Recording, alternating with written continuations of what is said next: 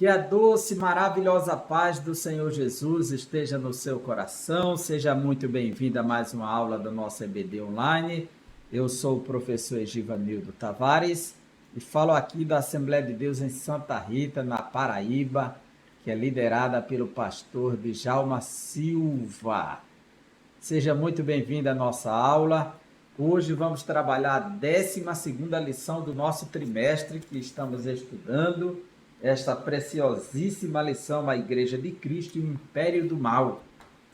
Como viver neste mundo dominado pelo espírito da Babilônia. Depois de uma série de lições, cada uma mais edificante do que a outra, chegamos à 12ª lição. Estamos às vésperas do fechamento desse trimestre. Todas as lições estão gravadas aqui neste canal da igreja. Se você quiser assistir, acompanhar a série de estudos, como um mini curso, fique à vontade. Nós temos aí uma playlist com o tema EBD, a Igreja de Cristo e o Império do Mal. E hoje chegamos à 12ª aula, 12ª lição, sendo a Igreja do Deus Vivo. Este tema é muito importante, muito empolgante, pois é um tema bíblico. E a compreensão do que é a Igreja do Deus Vivo é fundamental para que o cristianismo tenha uma vida saudável, autêntica e de acordo com a santa palavra de Deus. Essa expressão Igreja do Deus Vivo, ela não é uma criação do autor da lição, mas é uma expressão bíblica, pois ela aparece nas Escrituras. O termo igreja no Novo Testamento aparece a primeira vez no livro de Mateus, capítulo 16, quando Jesus chega na região norte do Mar da Galileia, na região de Cesareia de Filipe. Herodes Filipe havia feito uma cidade em homenagem a César, e o nome Cesareia de Filipe. E ele faz uma grande pergunta junto da região de Bânias, ou Pânias, né? O deus do pânico. E faz a grande pergunta: o que diz os homens ser o filho do homem? E cada um vai dando uma resposta. Uns dizem que tu és Jeremias, Elias, alguns dos profetas, João Batista. E ele se volta para os seus discípulos e diz: e vós quem dizeis que eu sou? Naquela hora o Espírito Santo encheu o coração de Pedro, abriu a sua boca e ele disse: tu és o Cristo, o Filho do Deus vivo. Essa frase, o Filho do Deus vivo. E a resposta de Jesus disse: bem-aventurado, bem feliz é você, Simão, filho de Jonas, porque não foi lhe revelado coisas da carne nem do sangue, mas unicamente do meu Pai. Por isso eu te digo, tu és Pedro, e sobre esta afirmação, esta declaração que você recebeu por revelação agora, que eu sou o Filho do Deus vivo, o Messias, o Cristo, eu vou edificar a minha igreja e as portas do inferno não prevalecerão contra ela. Então Jesus usa o possessivo minha igreja, e ele foi declarado como filho do Deus vivo. Filho de Deus é Deus. Se Deus é vivo, ele é vivo também. Então, vivo porque existem os deuses mortos que não fazem nada. Um Deus vivo é um Deus presente, é um Deus ativo, é um Deus eterno, é um Deus imutável. Então, sendo a igreja do Deus vivo, esse termo Igreja do Deus Vivo aparece 12 vezes no Novo Testamento, partindo do livro de Atos dos Apóstolos, capítulo 28, aliás, capítulo 20, versículo 28. Capítulo 20, versículo 28 diz: concluindo, tendo cuidado de vós mesmos e de todo o rebanho sobre o qual o Espírito Santo vos estabeleceu, como episcopos ou presbíteros, para pastoreardes a igreja de Deus, que ele comprou. A igreja de Deus, para pastoreardes a igreja de Deus, que ele comprou com o sangue de seu Filho unigênito, ou com o seu próprio sangue. A igreja de Deus. Então, Deus constitui presbíteros para pastorear a igreja de Deus. É isso que Paulo está dizendo que a igreja de Éfeso deve fazer quando ele chamou da ilha de Mileto, deu essa orientação, a igreja de Deus. Então é a primeira vez que aparece o termo igreja de Deus. Depois aparece na primeira carta aos Coríntios, capítulo 1, versículo 2. a igreja de Deus que está em Corinto. Quer dizer, lá tem uma comunidade, lá tem um grupo organizado, mas Paulo classifica como a igreja de Deus. Também na primeira carta aos Coríntios, capítulo 10, versículo 32, ele diz: E não vos torneis motivo de tropeço nem para os judeus, nem para os gregos, nem para a igreja de Deus. E assim sucessivamente, 12 vezes vai aparecer no Novo Testamento, nas cartas. Ainda em 1 Coríntios, capítulo 11, no capítulo 11, versículo 16, tem o termo igreja de Deus. Em 1 Coríntios, capítulo 11, versículo 22, mais uma vez, igreja de Deus. Capítulo 15 de 1 Coríntios, versículo 9, mais uma vez, igreja de Deus. 2 Coríntios, capítulo 1, versículo 1, igreja de Deus. Gálatas 1 e 13, igreja de Deus. 1 aos Tessalonicenses 2 e 14, igreja de Deus. 2 aos Tessalonicenses 1 e 4, igreja de Deus. 1 Timóteo 3 e 5, igreja de Deus. 1 Timóteo 3 e 15, igreja de Deus. Veja que esse termo ele domina as escrituras.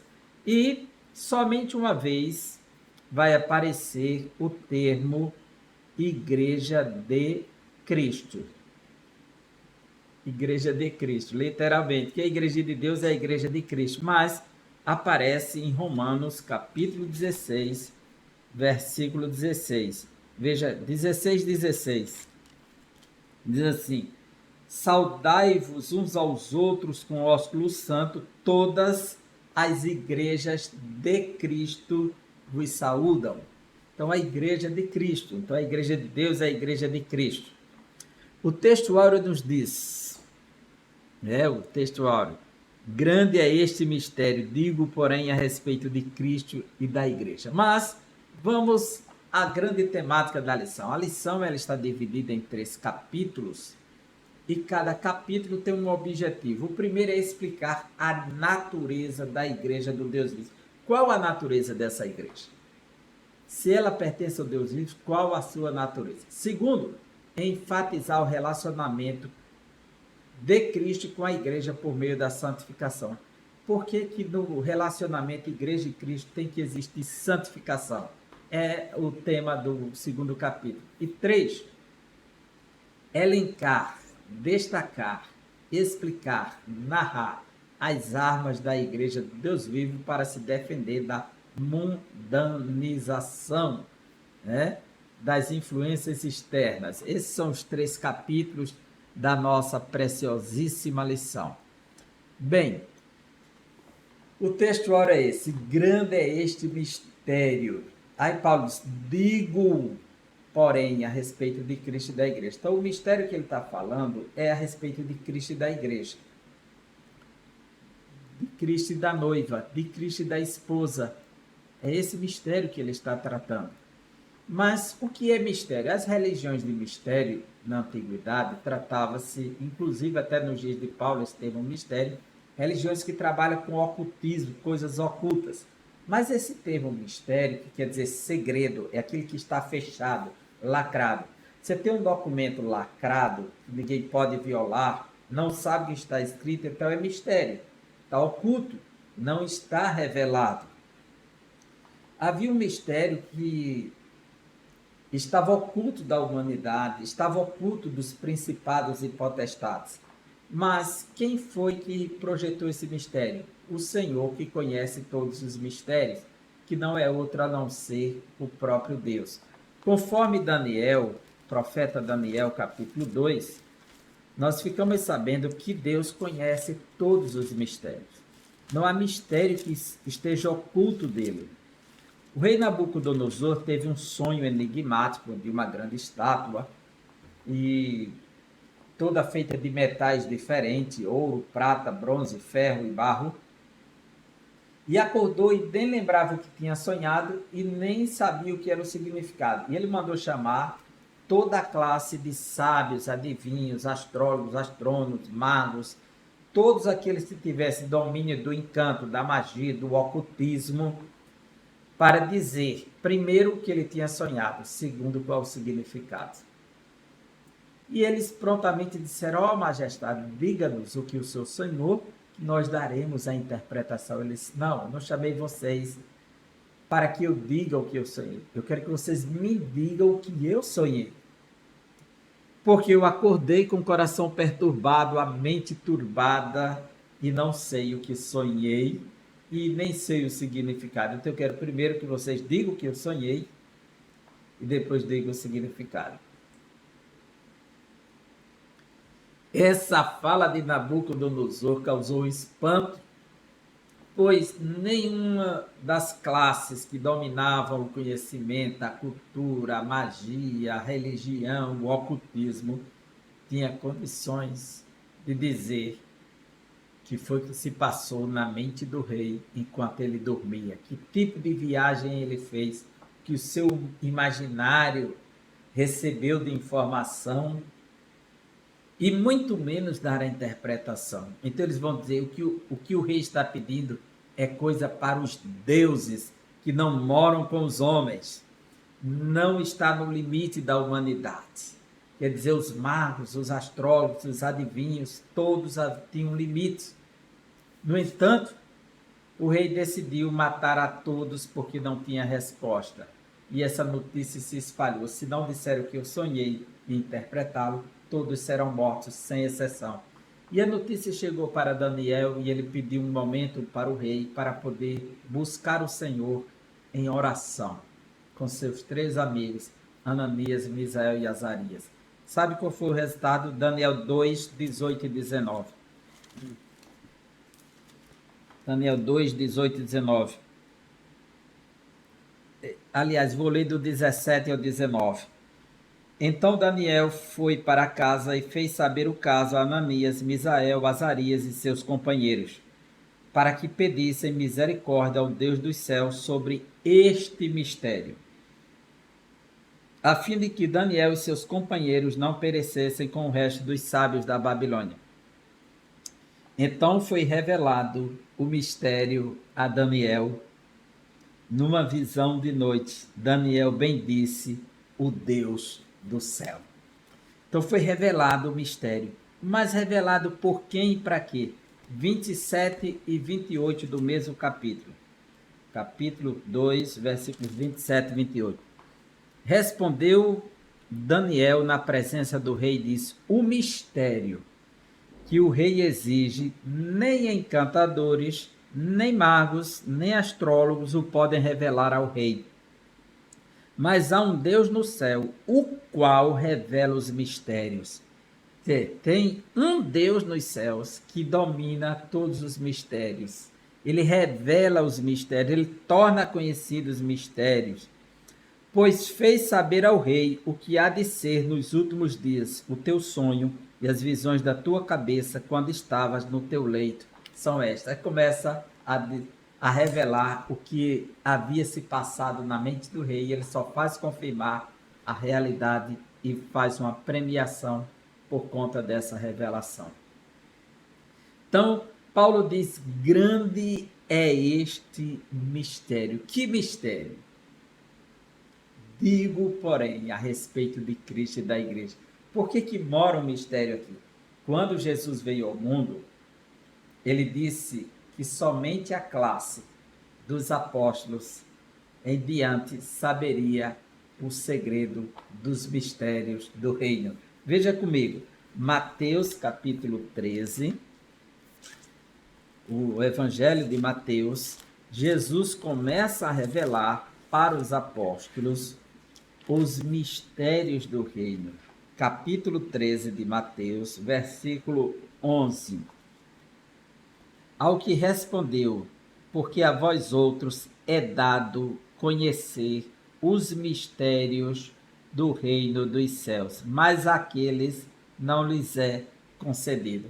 Quer dizer, aqueles que responderam o chamado de Cristo começam a receber a revelação dos mistérios do reino. E nos mistérios do reino está a igreja e a sua relação com Cristo. Nos mistérios do reino. E em Romanos capítulo 16, versículo 25, Paulo diz que esse mistério é o evangelho, é a mensagem que estava oculta, era o Cristo crucificado que morreu para salvar judeus e gentios, todos os povos. Então, Romanos 16, versículo 25, Paulo diz assim: Ora, aquele que é poderoso para vos confirmar, segundo o meu evangelho, a pregação de Jesus Cristo, conforme a revelação do mistério guardado em silêncio nos tempos eternos. Quer dizer, estava oculto de todos esse mistério que Deus salvaria judeus e gentios, formando um só corpo, transformando na sua igreja, na sua noiva, na sua esposa. Ninguém acreditava, pois o Antigo Testamento nos mostra que Deus tem uma relação pactual com a sua nação Israel, no qual ele se apresenta como o esposo ou noivo de Israel, que se casa com ela. Só que ninguém contava que Deus haveria de trazer os gentios para esse projeto, a aliançá-los em Cristo e fazer deles o seu povo, um único povo.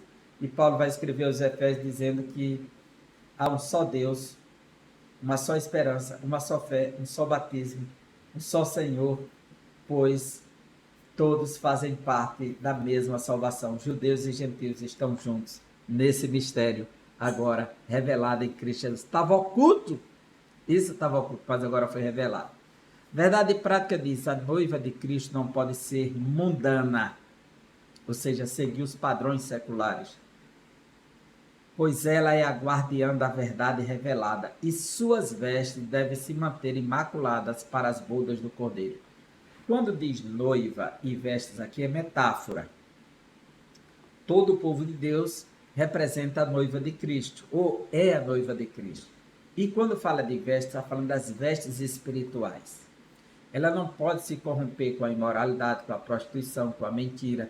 Isso seja no aspecto moral, no aspecto espiritual, como também no aspecto físico. O povo de Deus não pode viver levianamente com uma exposição de corpo, que é templo e morada do Espírito Santo, ao erotismo, à sensualidade, levando os outros a pecarem e pecando enquanto leva os outros a pecarem. Então, isso é condenado pelas Escrituras. O padrão que a Escritura estabelece para o povo de Deus é a modéstia. Não existe um padrão rígido, firme, que diz que tem que ser desse jeito para ser salvo. Não, não é para ser salvo, mas porque é salvo, existe um padrão de modéstia no meio do povo de Deus. Se fugir da modéstia, está longe do que Deus quer, está com as vestes comprometidas. Por isso que o apóstolo Paulo diz em 2 Coríntios, capítulo 5, versículo 2, veja comigo. Segunda carta aos Coríntios, capítulo 5, versículo 2.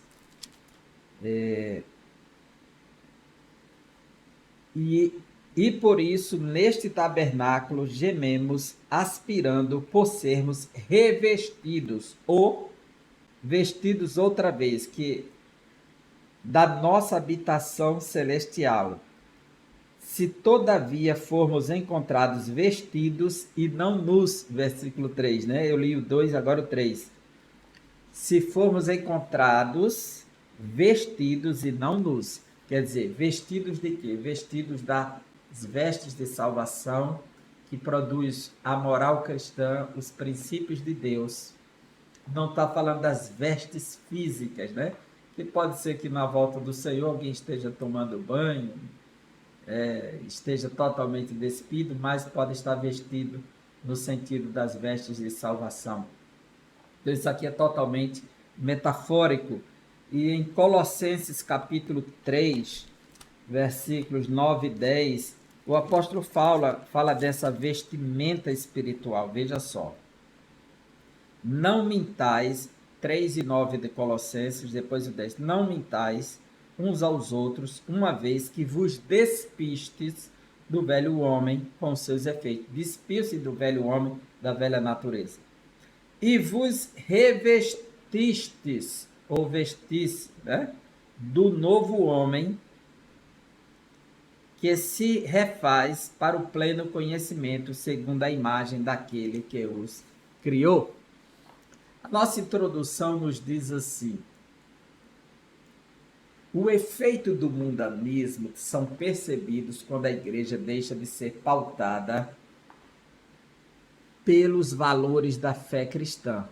Em 2 Timóteo 3, de 1 a 5, fala dos últimos dias de homens egocêntricos, arrogantes, impudentes, desonestos, infiéis, desobedientes. Então, quando a igreja deixa de ser pautada a igreja deixa de ser pautada pelos valores da fé cristã, infelizmente ela não está imune a influências nocivas da sociedade. O apóstolo Pedro, na segunda carta, 2:1, diz que vão surgir falsos mestres que vão levar a muitos cristãos à corrupção, negando o próprio Senhor que os resgatou. Temos visto isso naturalmente nos últimos dias, nos últimos tempos. Nesta oportunidade, vamos abordar a natureza da igreja, primeiro aspecto do primeiro capítulo, a natureza dela, da igreja do Deus vivo. Segundo capítulo, seu relacionamento com Cristo. E terceiro capítulo, as armas que impedem a mundanização da igreja local. A proposta é chamar a atenção para o papel da igreja do Deus vivo como coluna e firmeza da verdade. A natureza da igreja do Deus vivo. Qual a natureza dessa igreja? Qual a sua essência, não é? E por que precisamos nos preocupar com isto, né? Qual o motivo maior disso aqui? Então, esse capítulo primeiro, ele aborda esse aspecto da natureza. Está dividido em 3 momentos: a casa do Deus vivo, a coluna e firmeza da verdade e o mistério da piedade. Primeiro, qual a natureza? A casa do Deus vivo. Paulo orienta Timóteo como andar na casa de Deus, que é a igreja do Deus vivo, né? Esse termo igreja do Deus vivo, ela foi emprestada do Antigo Testamento, onde o termo frequentemente é casa do Senhor, fazendo referência ao templo judaico. Primeiro livro dos Reis, 3:1, falando da construção do templo por Salomão, chama de casa de Deus, casa do Deus vivo. Esse termo, casa de Deus, que é o Beit Yavé Elohim, do Senhor Deus, ou Yavé é Deus, ela vem lá também do tabernáculo, em Êxodo 23:19. Olha só, até o tabernáculo ele era chamado de casa de Deus. Livro do Êxodo, versículo 23, versículo 19. As primícias dos frutos da terra trarás à casa do Senhor, teu Deus. Não cozerás o cabrito no leite da sua própria mãe. A casa do Deus vivo. Aqui era o tabernáculo, uma tenda, mas era chamada a casa de Deus, né, do Senhor Deus. Então, esse termo que é aplicado ao templo físico é aplicado agora à comunidade do Senhor, que é o corpo vivo do Senhor. O templo de Deus é feito de pessoas, não é mais o local onde nos encontramos, a igreja física, não é isso, mas é a comunidade junta que se torna a casa do Deus vivo. Então, essa Beit Yavé, que foi aplicada ao tabernáculo, é aplicada agora à comunidade de Deus. O uso original da expressão refere-se ao templo, mas o complemento é que a igreja do Deus vivo inclui o conjunto de membros da igreja. O apóstolo ainda usa o vocábulo domésticos da fé, né? E família de Deus, Efésios 2:19, corpo de Cristo, 1 Coríntios 12:27, templo de Deus, 1 Coríntios 3:16, e a sentença Deus vivo enfatiza o verdadeiro Deus em contraste com os ídolos, conforme 1 Coríntios 8:4, 2 Coríntios 6:16. Aqui fica claro que esse Deus que é vivo tem uma igreja, um povo, e como ele é vivo, ele está todo o tempo com o seu povo na sua igreja. Estão fazendo alusão à doutrina bíblica de que Deus é um ser pessoal, distinto da criação, e que ao mesmo tempo se relaciona com a criatura atuando na história humana. Então, é esse Deus que está conosco, ele é o Deus da igreja. E ela é coluna e firmeza da verdade, por quê? A igreja é o fundamento que sustenta a verdade. Ou seja, existe uma verdade absoluta e a igreja precisa ser a coluna, o pilar, porque essa palavra grega é coluna, pilar, dessa verdade. Então a Bíblia assegura que a igreja do Deus vivo é coluna e firmeza da verdade. Conforme 1 Timóteo 3,15. Nessa metáfora, a igreja é o fundamento que sustenta a verdade, ou seja, significa que foi instituída como guardiã da verdade por Deus revelada. Então Deus escolheu a igreja, revelou a igreja, então é por meio da igreja que o mundo conhece as verdades de Deus. E não é por meio das denominações, não é por meio dos grupos, é por meio da igreja. E a igreja é esse corpo vivo, dinâmico, que se espalha pelo mundo, levando a mensagem, as boas novas do Evangelho. E essa verdade é o Evangelho de Cristo, as boas novas de salvação, que são imutáveis. Então, coluna e firmeza da verdade. Ela está levando essa coluna, mas está firme, porque é verdade. Verdade é aquilo que não pode ser desmontado. Verdade é aquilo que não pode ser destruído. Alguém pode tentar esconder a verdade e colocar um pano em cima dela. Pode dar uma roupagem tentar dar outra roupagem à verdade, mas não vai conseguir, porque ninguém supera a verdade. Ela é invencível, ela é imutável, ela é única, ela é objetiva, ela é absoluta. Por isso que ela triunfa sempre. E a igreja, como coluna e firmeza da verdade, ela tem a obrigação de propagar, testemunhar e defender a verdade. Essa verdade que está personificada em Cristo, essa verdade soberana, ela não pode jamais ser destruída por ser a palavra de Deus.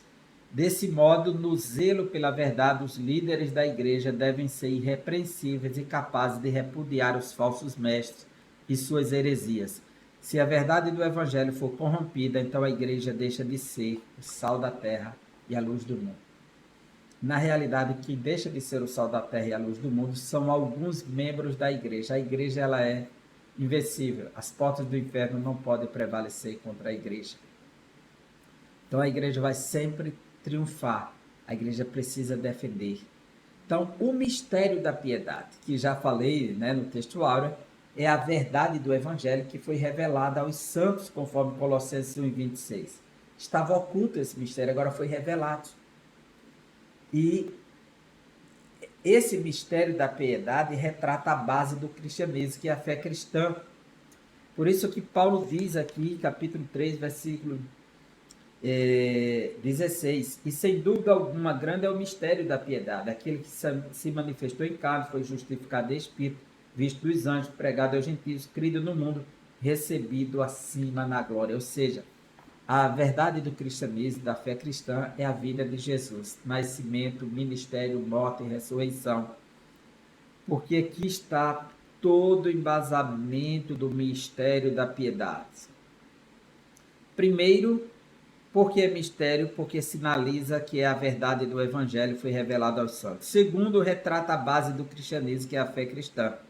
Então, o evangelho revelado, a fé cristã estabelecida no seguinte evento, que se manifestou na carne, que é Jesus, a encarnação, justificado no Espírito, através da ressurreição, visto dos anjos, quando proclamar a sua ressurreição e entronização, pregado entre os gentios, foi anunciado a todas as nações, crido no mundo, recebido acima na glória. Esse é o conteúdo que faz a natureza da igreja ser a igreja do Deus vivo. Primeiro, ela é casa do Deus vivo. Segundo, ela é coluna e firmeza da verdade. Terceiro, ela recebeu o mistério da piedade, a mensagem de Cristo e por meio de Cristo. Isso que ela é a igreja do Deus vivo. No entanto, Cristo e o relacionamento com a igreja. Como é que Cristo se relaciona com a igreja? Que tipo de relação ele quer? Ele quer uma relação de pureza e santidade. Que a igreja viva de forma gloriosa e irrepreensível. E a prova disso é que o texto nos diz que Paulo ensina que Cristo morreu pela igreja para que a santificasse, tendo-a purificado por meio da lavagem da água pela palavra. Efésios 5:26. Então, se ele morreu com esse propósito, que ele quer uma igreja santa e pura. Ele quer uma igreja que viva a pureza, a santidade. O texto mostra que na regeneração Cristo nos purifica do pecado, que no propósito do Calvário estava a inclusão da nossa santificação, conforme 1 Tessalonicenses 4:16, Hebreus 13:12, que sem a santificação ninguém verá o Senhor. A expressão lavagem da água é usada de forma figurada. Simboliza a palavra de Deus que opera a limpeza espiritual. João 15:3, vocês estão limpos pela palavra, disse Jesus. Nesse sentido, Cristo orou, santifica-os na verdade. A tua palavra é a verdade. Então a igreja, ela vive essa lavagem pela palavra, vive esse processo contínuo até a glorificação do dia de Cristo por meio da palavra. Então ela passa a viver uma vida gloriosa e irrepreensível. Para quê? Que o alvo é preparar uma igreja gloriosa. Efésios 5:27. A santificação tem como alvo preparar uma igreja gloriosa, sem mácula, nem ruga, nem coisa semelhante, mas santa e irrepreensível. A Escritura compara a relação de Cristo com a igreja com a do marido com a esposa. Né? Ele é o cabeça da esposa. E assim como Deus é o cabeça de Cristo, Cristo é a cabeça do varão, o varão é a cabeça da mulher. Assim a igreja é a noiva de Cristo, que se prepara para a festa nupcial, a festa de casamento. Durante essa espera, por meio do Espírito Santo, Cristo a santifica para apresentá-la a si mesmo totalmente pura. Olha, toda noiva se prepara para o dia do casamento. Existe toda uma preparação pré-nupcial, todo um enxoval, toda uma estrutura, toda uma preparação. E o grande dia, principalmente as vestes, né? Tem o banho de noiva, tem toda uma preparação para que chegue o dia do casamento, tudo dê certo. Faz parte, o casamento está agendado, mas precisa um preparo até aquele dia, e um preparo muito criterioso. Então, a igreja, como noiva de Cristo, ela se prepara para as festas nupciais. O livro do Apocalipse 21, 2 e 9 diz que a igreja se aprontou, já se preparou. Ela é chamada para as bodas, ela já se aprontou. Assim como toda noiva em qualquer lugar do planeta Terra tem o dever de se preparar. E todo noivo, então Cristo é o noivo que já está pronto, mas a igreja está em processo de preparação. Ela precisa batalhar para viver uma vida santa e imaculada, para ter o casamento com o seu noivo, que é Cristo. As armas da igreja, né? Quais são as armas? Primeiro, o zelo pela verdade. O Evangelho de Cristo é a única verdade. Cristo é apresentado de forma personificada quando diz: eu sou o caminho e a verdade e a vida. Então a igreja, ela precisa zelar por essa verdade das Escrituras. Ela precisa lutar por essa verdade. Ela não pode abrir mão dessa verdade nunca. Quando a igreja começa a negociar a verdade de Deus, relativizar a verdade, então ela perde a sua identidade. Ela deixa de ser voz do mundo para ser um eco. Ela deixa de ser a testemunha de Deus para ser testemunha de si mesma. Então, nesse caso, a igreja é fiel, depositária dessa verdade. Ela recebeu, ele é o depósito da verdade de Deus na terra. E por isso os salvos em Cristo são dispenseiros da mensagem da redenção. Para ilustrar essa responsabilidade, levemos em conta o uso que Jesus fez de símbolos que remontam à responsabilidade espiritual. Quais símbolos? Os dois servos da parábola que ele fala em Mateus 24. Bem-aventurado o servo que o Senhor achar servindo assim. O servo irresponsável será punido, mas aquele que cumpriu a missão será recompensado. Os talentos que é dado a cada um para que multiplique e cuide do talento de Deus. O servo vigilante, que ficou aguardando em vigilância o seu senhor, o mordomo infiel, que não cuidou dos bens do seu senhor, e foi chamado a responder por conta da sua irresponsabilidade, administrou incorretamente os bens do seu senhor, as 10 minas que recebeu para tomar conta de um senhor que foi para longe, e depois vai buscar para pedir a prestação de contas, o rei. Então, são parábolas que trazem a imagem da responsabilidade que cada salvo deve ter enquanto espera o Senhor da igreja voltar. Não existe fé sem responsabilidade, sem compromisso. Nós fomos salvos pela graça, por meio da fé. Isso não vem de nós, é um presente de Deus. Mas depois de salvos, precisamos arcar com a responsabilidade, que é aquele que nos chama, que nos salva, é o que nos capacita a fazer a sua vontade, a responder aos seus desígnios. Então, nós não temos desculpa, ele nos dá o Espírito Santo que clama, Abba, Pai. E na condição de filho, temos que obedecer ao nosso Pai, cumprir com a sua missão. Não podemos viver como se não fosse filho, viver uma vida infrutífera. Somos chamados à luz, temos que dar os frutos da justiça e da luz, mostrar para o mundo em quem estamos. O ensino da verdade. Deus constituiu líderes para o aperfeiçoamento e edificação da igreja. Foi Deus quem levantou os dons.